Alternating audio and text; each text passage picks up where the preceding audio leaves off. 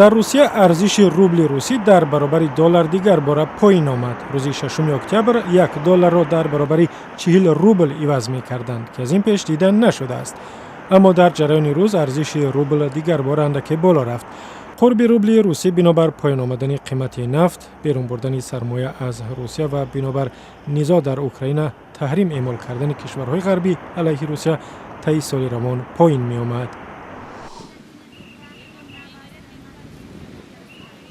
در پاکستان تجلیل 3 روزه عید قربان شروع شد. جشن اصلی در پایتخت در شهر اسلام آباد در مسجد بزرگ فیصل با شرکت تعداد زیادی نمازگزاران صورت گرفت.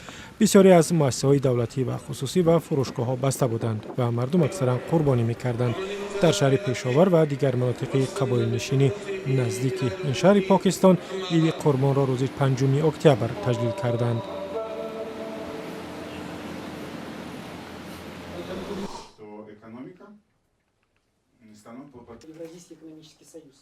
در شهر الماتوی قزاقستان در یک نشست خبری کلیم اگیولوف یک حامی شناخته حقوق انسان خواست که نظر این مردم کشورش درباره پیوستن قزاقستان به اتحاد اقتصادی اوراسیا پرسیده شود.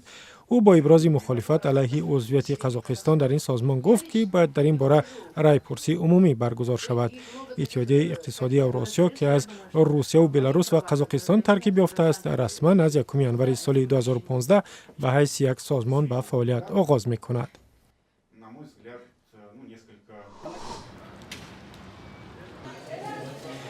حکومت گرجستان سیاستش درباره فروش داروواری را تغییر داد. بر اساس امر حکومت گرجستان از ماه سپتامبر داروخانه‌ها بیشتر از 4000 نوع دارو را تنها با توصیه‌نامه طبیبان می‌فروختند، ولی این مقررات مردم را عصبانی کرد. از جمله آنتیبیوتیک‌ها و داروهای ضد افسردگی نیز بر اساس توصیه دکتر فروخته می‌شد.